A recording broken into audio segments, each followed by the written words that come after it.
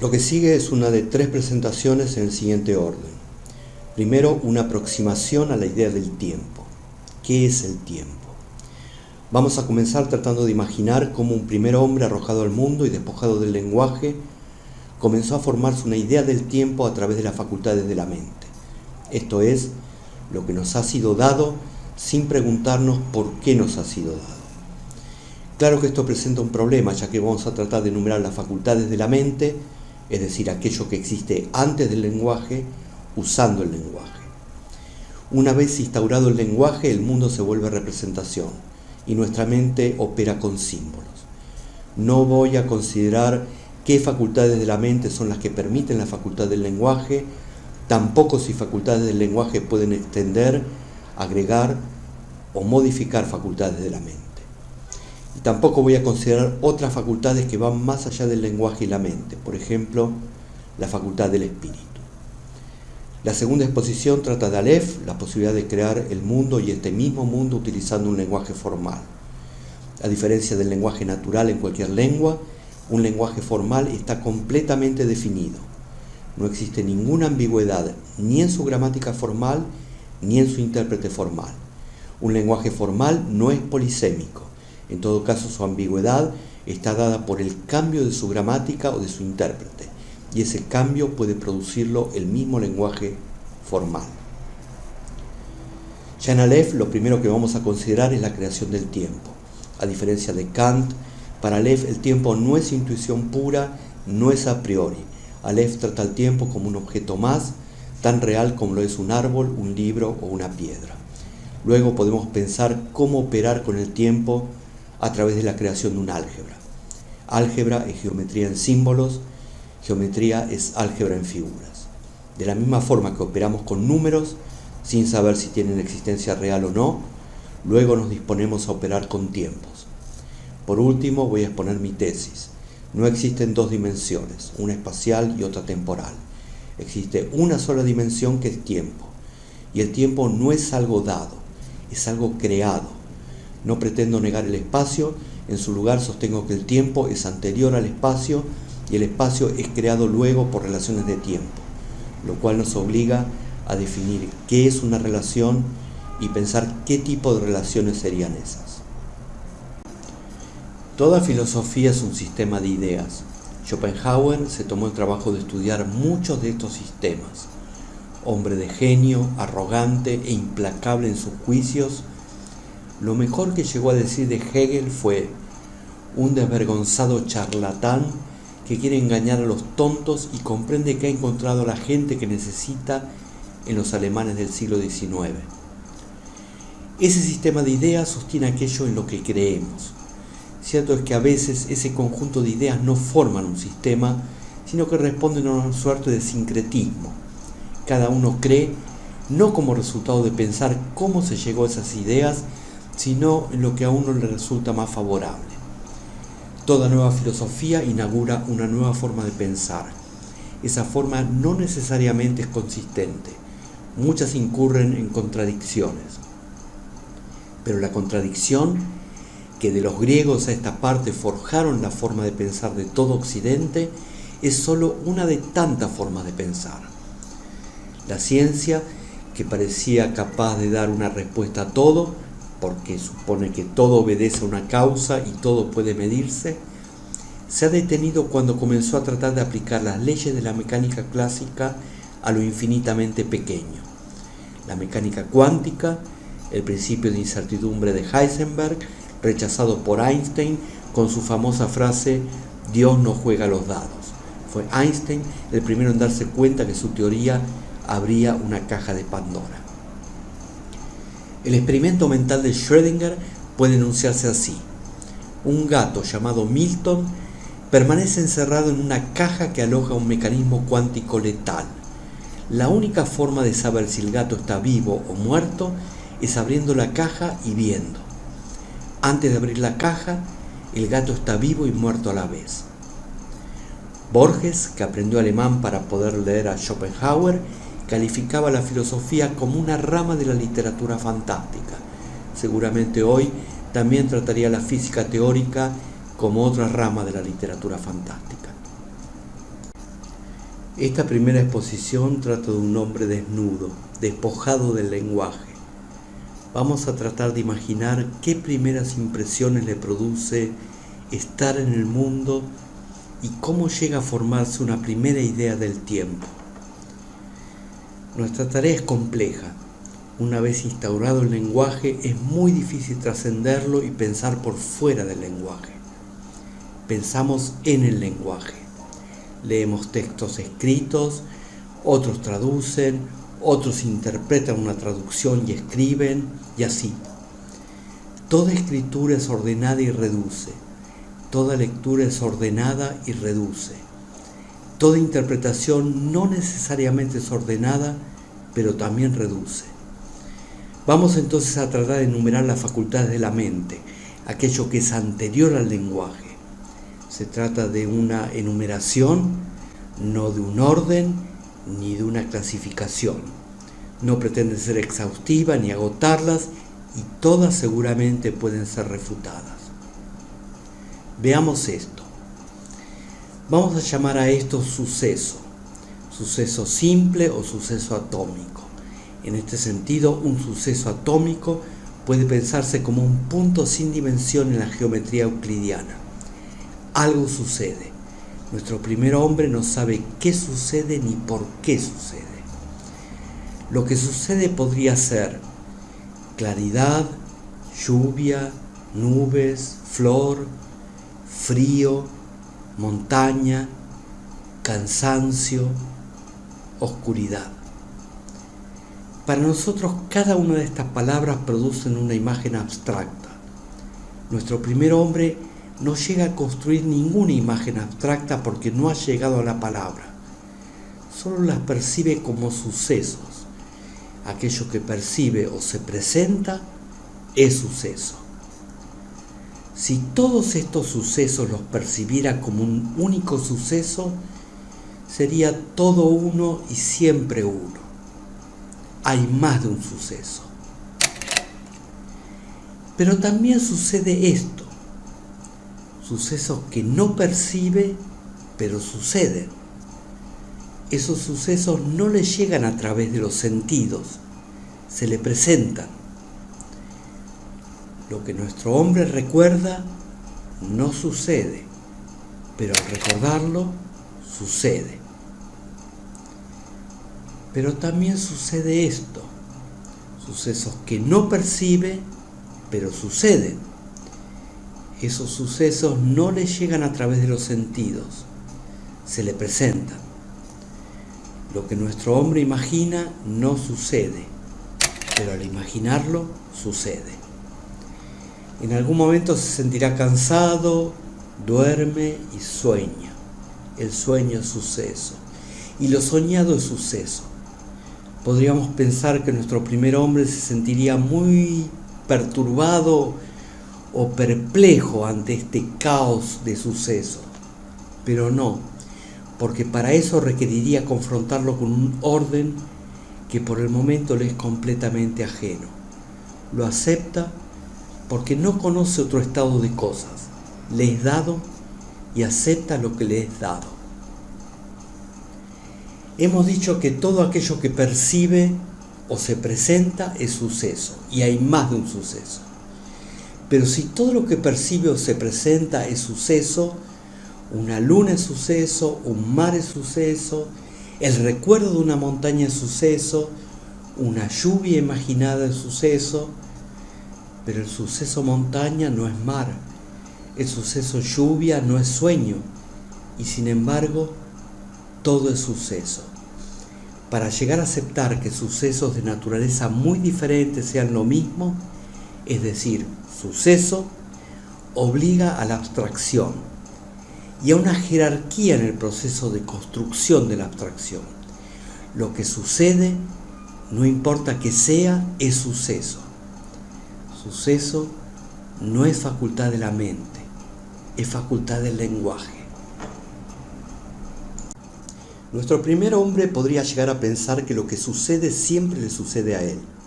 Sin embargo, de alguna forma llega a percibir que lo que sucede, en algunos casos le sucede a él y en otros casos le sucede a él, pero también sucede en el afuera. Por ejemplo, el suceso lluvia, la lluvia lo moja. Pero si logra cobijarse, el suceso lluvia deja de ser suceso para él, pero no deja de seguir siendo suceso en el afuera. En algún momento llegará a distinguir lo que sucede en su interior y lo que sucede en el afuera. En otro momento que existen sucesos que él mismo puede producir y mucho después que sucesos que él puede producir pueden producir sucesos en el afuera. Por ejemplo, el suceso danza que él produce puede producir el suceso lluvia que sucede en el afuera y que él no puede producir. Nuestro primer hombre no duda, no afirma, no niega porque no ha llegado a la palabra.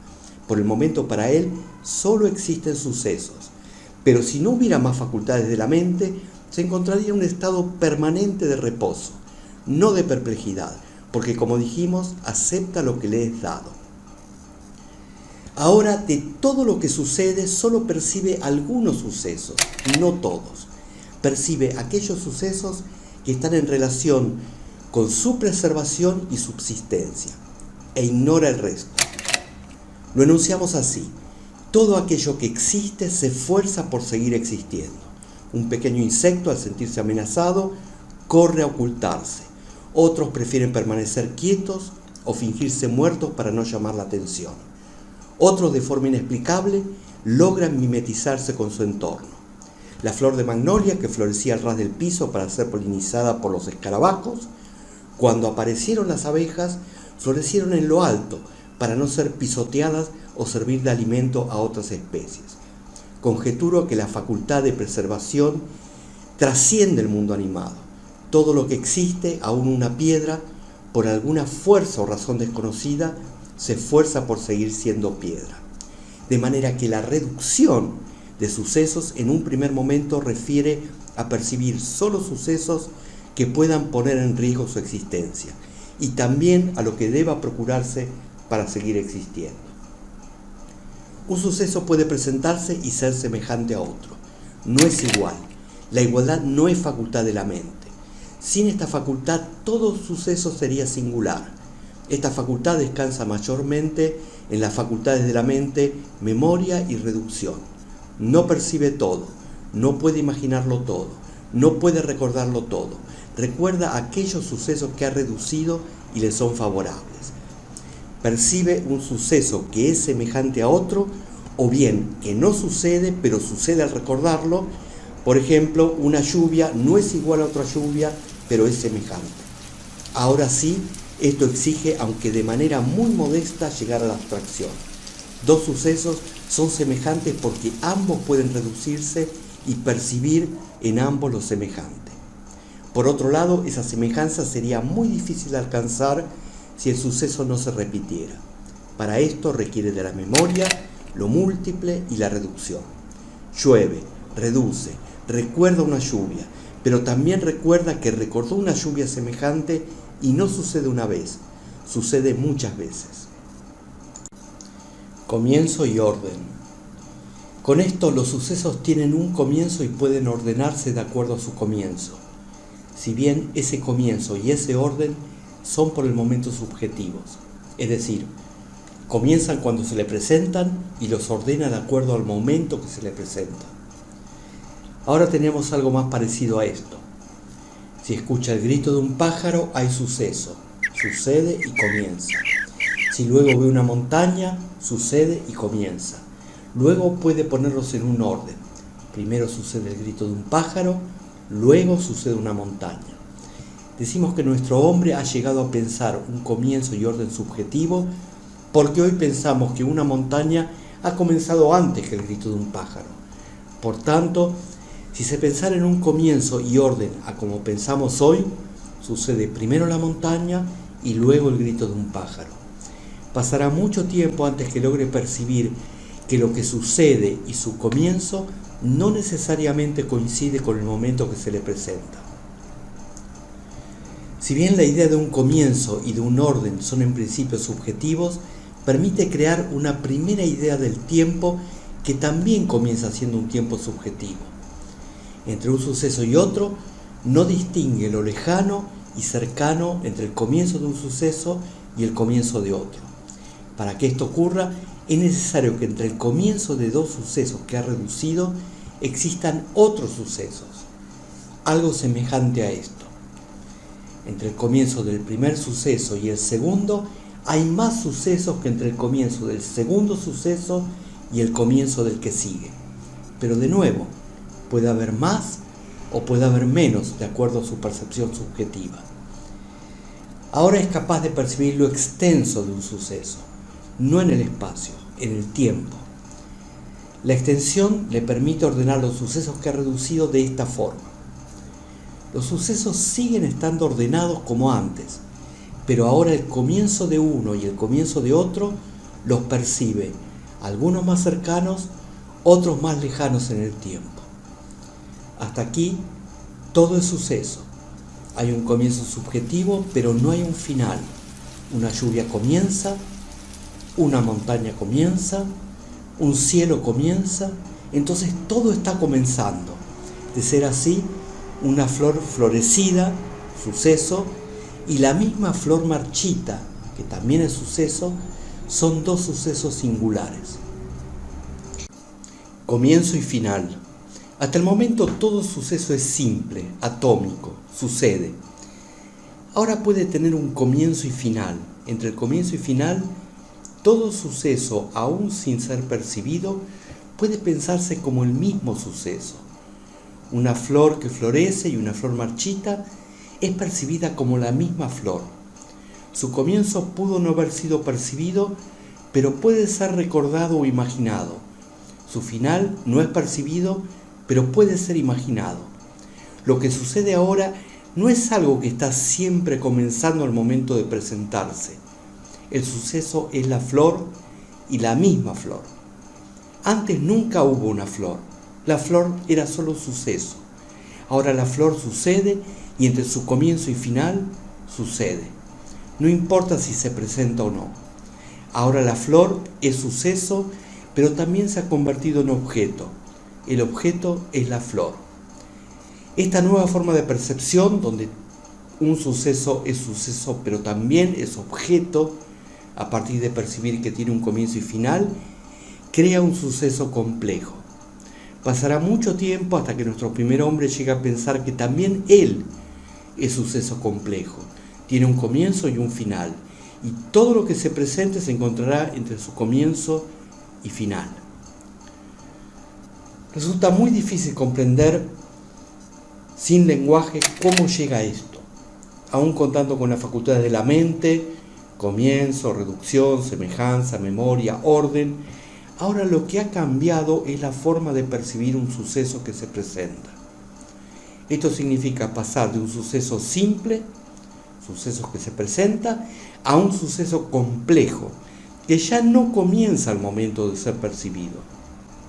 La flor está encerrada entre su comienzo y final.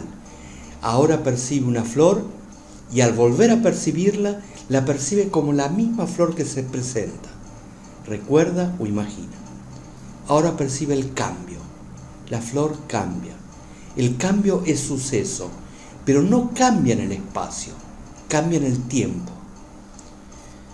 El tiempo elemental ha sido creado. La flor sucede ahora por percepción inmediata, por recuerdo e imaginación igual que antes, pero tiene un comienzo y tiene un final. Y su comienzo y final son sucesos, de manera que un suceso complejo es uno, el suceso, es dos, el comienzo y final del suceso, y es tres, el comienzo, el suceso y el final. El tiempo no es algo que siempre estuvo ahí en el afuera y uno descubre o llega a intuirlo. No es algo conocido por nosotros a priori según Kant, es decir, que ya estaba en nosotros antes de toda experiencia. No he puesto la intuición como facultad de la mente. Tampoco es algo que pueda percibir a través de los sentidos. Es algo que ha sido creado a través de las facultades de la mente. Sin embargo, esta creación a la que llamamos tiempo, ahora también es suceso. El tiempo es suceso. Inclusión. Algo puede estar contenido en algo. Esto que parece evidente no sería así si no existiera como facultad de la mente. Imaginemos una caja puede contener algo. Si uno pone algo en la caja, que bien podría ser una caja más pequeña, y mueve la caja, lo que está en la caja se mueve junto con la caja. Pero bien podría no ser así. Ahora pensemos que muevo la caja no en el espacio, la muevo en el tiempo. Un suceso con comienzo y final puede contener sucesos simples o complejos con comienzo y final. A diferencia de esta caja imaginada en el espacio, donde todo está o en la caja o afuera de la caja, en el tiempo puede haber sucesos parcialmente contenidos. Entre el comienzo y final de un suceso puede comenzar otro suceso cuyo final no está contenido. Si el suceso complejo se mueve, solo se mueve lo parcialmente contenido. Primero consideramos el orden como subjetivo, es decir, los sucesos están ordenados por percepción subjetiva que establece un comienzo. Luego su extensión subjetiva entre comienzo de un suceso y comienzo de otro. En sucesos complejos podemos pensar el orden en forma de inclusión. Un suceso con comienzo y final es primero. Luego puede contener total o parcialmente otros sucesos simples o complejos. Hemos visto que es posible crear un suceso que no se percibe a través de los sentidos. Es creado, pero al crearlo se presenta y sucede. Por caso, el tiempo. Pensamos el tiempo como sucesos ordenados, o mejor dicho, porque es posible un orden, sucede el tiempo. Bien podría ocurrir lo siguiente, que los sucesos estén ordenados, pero nuestra mente no pueda ordenarlos. Que los sucesos no estén ordenados, pero nuestra mente logra ordenarlos. Que los sucesos estén ordenados, pero luego se ordenan de otra forma. Vamos a usar la siguiente simbología para distinguir sucesos ordenados y no ordenados. En la primera figura, 3 sucesos ordenados. En la segunda, 3 sucesos no ordenados. No puede establecerse un orden. En la tercera figura, 3 sucesos ordenados, pero el último contiene 3 sucesos ordenados, cuyo último suceso contiene 3 sucesos no ordenados. Ahora bien, ¿qué es percibir sucesos no ordenados? Imaginemos que no nos sea posible establecer un orden. Los sucesos suceden, pero no es posible determinar el orden en que suceden. Por ejemplo, sucede un cielo, sucede una montaña, sucede un árbol, pero no hay un orden. Podríamos imaginar que esos 3 sucesos se nos presentan sin orden. No podemos ordenarlos porque no hay ningún suceso que sea primero, otro que siga al primero y así. Pero todos suceden. Como dijimos, el que uno los perciba sin un orden no significa que no estén ordenados, si bien no podemos percibir ese orden. Ahora imaginemos que no podemos percibir un orden porque no hay sucesos entre un suceso y otro. Los 3 sucesos es todo uno. Pero si fuera así, ¿por qué los percibimos como 3 sucesos y no como un único suceso? No podemos ordenarlos, pero podemos separarlos. Enumeración. Esta capacidad de la mente dice, hay sucesos, la mente no logra ordenarlos, pero puede separarlos. En nuestra simbología se expresaría así. Hay 3 sucesos enumerables. Sin embargo, nuestra mente puede crear un orden. ¿Pero cuál? En 3 sucesos no ordenados existen 6 órdenes posibles. Ahora ya no importa si los 3 sucesos suceden y no pueden ser ordenados. Nuestra mente crea un orden y la creación del orden es suceso. Ese orden es creado de forma causal, relacional o en forma arbitraria. El problema es que a veces nuestra mente los ordena de una forma y otras veces de otra. Un recuerdo, que es suceso, los sucesos contenidos que bien pudieron estar ordenados, ahora pueden ser ordenados en otro orden. También podríamos imaginar que nuestra mente logra percibir todos los órdenes posibles de sucesos no ordenados. Sucede un cielo, sucede una montaña, sucede un árbol. ¿Qué suceso sería aquel que de esos 3 sucesos que suceden en todos los órdenes posibles produce un nuevo suceso. Resultaría muy extraño que la mente logre producir un suceso a partir de un número indefinido de sucesos no ordenados, imaginando todos los órdenes posibles. Es más razonable que la mente logre reducirlos, producir órdenes parciales y que a partir de eso produzca un nuevo suceso. Este nuevo suceso no es cielo, no es montaña, no es árbol y al mismo tiempo es todo eso. Síntesis es la capacidad de la mente para producir un suceso a partir de sucesos ordenados, parcialmente ordenados o no ordenados. Este nuevo suceso es percibido interiormente o en el afuera y en principio es atómico. No tiene comienzo ni final. Sucede por síntesis.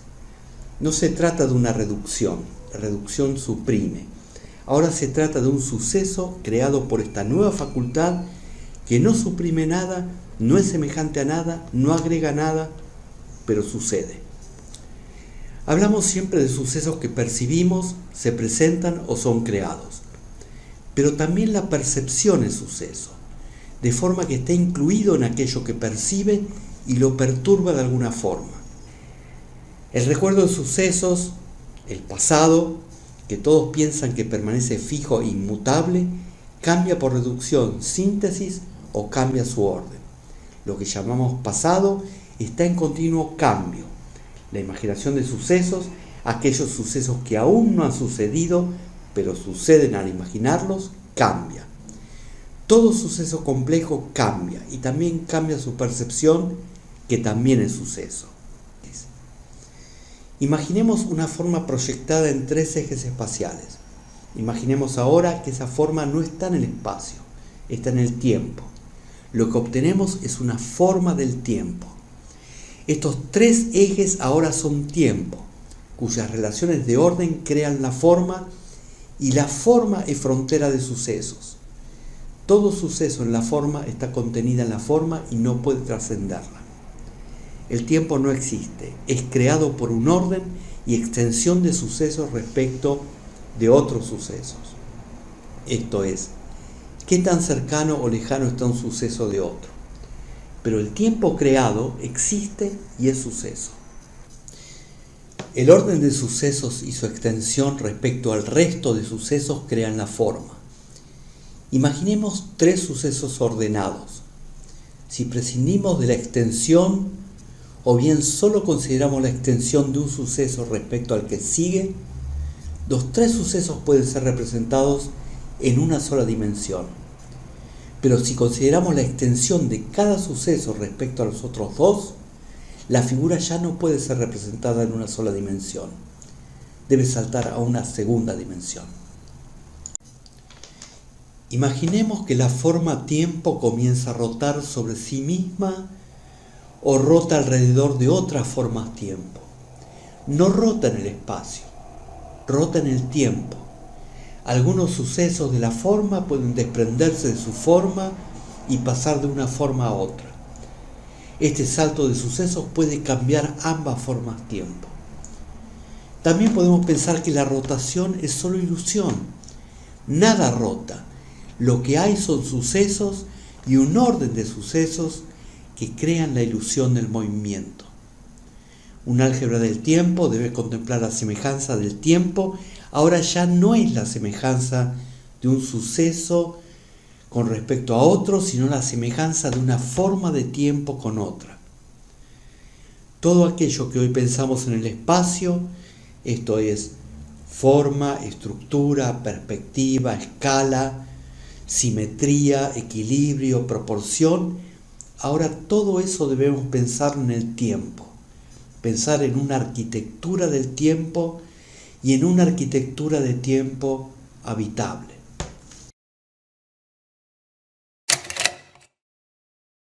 Desconocido, indefinido. Si ve una flor, suceso, podemos imaginar que tuvo un comienzo, si bien no saber cuándo comenzó. En ese caso, su comienzo es desconocido. No sabemos cuándo comenzó, pero hubo un comienzo.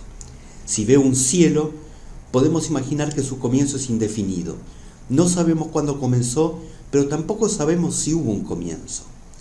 Dijimos que entre el comienzo de un suceso y el comienzo de otro pueden existir sucesos, lo cual permitía establecer lo lejano y cercano entre el comienzo de un suceso y el comienzo de otro. Hay otra forma de imaginar la extensión de un suceso con comienzo y final. Para eso necesitamos pensar en sucesos que se repitan de forma regular y puedan ser imaginados y recordados como contenidos entre su comienzo y final. Es decir, sucesos que no están contenidos formando parte del suceso, pero pueden ser imaginados como contenidos. En el afuera hay sucesos que son percibidos y se repiten de forma regular. Crepúsculo, claridad y oscuridad se repiten. Las fases lunares se repiten, las mareas se repiten, etc. En el interior de nuestro primer hombre también hay algo que se repite en forma regular y que él puede percibir: los latidos de su corazón.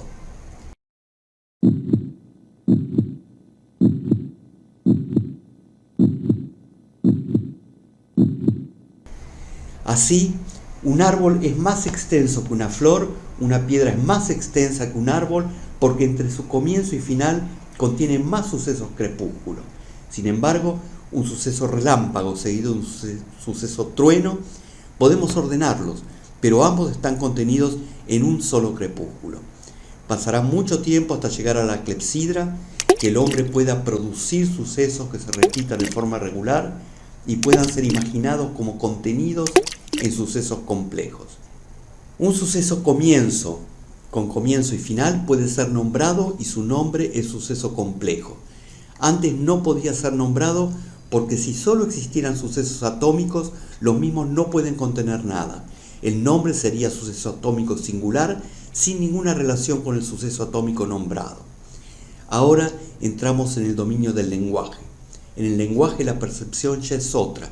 El mundo se vuelve representación, el suceso es símbolo y la palabra abstracción. No se trata solo de acuñar símbolos. Ahora sucesos creados, el nombre, sustituye un suceso objeto, lo nombrado, pero también crea la capacidad de ordenar esos símbolos donde cada orden también es suceso. El lenguaje cambia todo el sistema de percepción. Lo que percibimos no es el suceso. Ahora lo que percibimos son palabras que también son sucesos dispuestos en un orden. Como facultades del lenguaje podemos enumerar: comunicación. Un suceso puede ser comunicado a otros o a uno mismo a través de símbolos y la comunicación es suceso. El sentido. Los símbolos son sucesos que refieren algo de algo para alguien y el sentido es suceso. La interpretación. Los símbolos pueden volver a restaurar aquello a lo que los símbolos refieren y la interpretación es suceso. Orden. Los símbolos no se dan de una vez y al mismo tiempo. Un símbolo es anterior o posterior a otro símbolo y no hay primero ni último símbolo. Todo lo que dice algo de algo es facultad del lenguaje y a todo lo que refiere lo reduce. A veces resulta difícil saber si algo es facultad de la mente o del lenguaje. Por ejemplo, conjunto, número, infinito. La duda, que en el lenguaje se manifiesta en forma de pregunta, ¿son facultades de la mente? Aún así, ¿podríamos haber llegado a ellas sin la facultad del lenguaje? El lenguaje puede definirse en el lenguaje. Una definición podría ser repertorio de símbolos ordenados y regidos por una gramática. Solo ciertos órdenes de símbolos están permitidos. Esos símbolos representan algo de algo para alguien. Esa serie de símbolos puede ser interpretada. Su interpretación no necesariamente está ordenada de la misma forma, pero tiene la capacidad de restituir parcial o totalmente aquello a lo que los símbolos refieren. Ahora, si quisiéramos definir qué es una imagen usando el lenguaje, encontraríamos ciertas dificultades. Podríamos decir, una imagen es un repertorio de sucesos no ordenados, es decir, no requieren como el lenguaje un proceso de lectura e interpretación. Veamos esto. De esta imagen podríamos decir en cualquier orden. Hay una montaña, hay una pradera, hay un cielo, pero en este caso estaríamos leyendo e interpretando una imagen. Eso no es la imagen. Una imagen se construye por semejanzas con otras imágenes, no por analogía, que es un procedimiento lingüístico. Uno nunca ve una primera imagen porque una primera imagen no es semejante a nada. Recuerdo que mi hermana me comentó que cuando llegaron los conquistadores a la costa de México, los aztecas no vieron las carabelas porque era algo que nunca antes habían visto. De la misma forma que les llevó tiempo reconocer que un hombre arriba de un caballo era un hombre montado en un caballo y no un solo animal de dos cabezas. ¿El comienzo y final de un día puede incluir sucesos cuya extensión sea más de un día? En principio la respuesta sería sí, por reducción o síntesis. A diferencia del espacio, en el tiempo, el suceso movimiento es cambio y el suceso cambio es movimiento. Por tanto, cambio y movimiento en el tiempo refieren a lo mismo y tal vez no haya ni movimiento ni cambio, solo hay sucesos. Lo que sigue es pensar si movimiento y cambio, que para el tiempo son lo mismo, en sucesos complejos se presentan continuos o discretos. En una película proyectada sobre una pantalla, el movimiento es ilusión. Es creado a partir de imágenes fijas que suceden a intervalos discretos en una máquina que no cambia y no se mueve, pero lo proyectado se mueve y cambia. El proyector no se mueve, pero un carrete del proyector mueve la película de forma circular hacia otro carrete que lo enrolla. El primer carrete es futuro, imágenes que no han sucedido. El segundo carrete es pasado, imágenes que han sucedido. Lo que se proyecta está en el presente. La película proyectada puede estar en muchos tiempos y toda la película es pasado porque ya fue rodada. En el lenguaje, esas imágenes en movimiento producen en el espectador sucesos, pero en esa proyección aparentemente continua hay cortes, hay saltos en el espacio y en el tiempo. Aún así, esa reducción y síntesis no producen ausencia de significado, sino todo lo contrario. Hemos introducido una palabra, significado. Significado no es facultad de la mente, es facultad del lenguaje. Dijimos que la relación entre tiempos crea la forma. Veremos qué formas son posibles y qué relación guarda una con otra.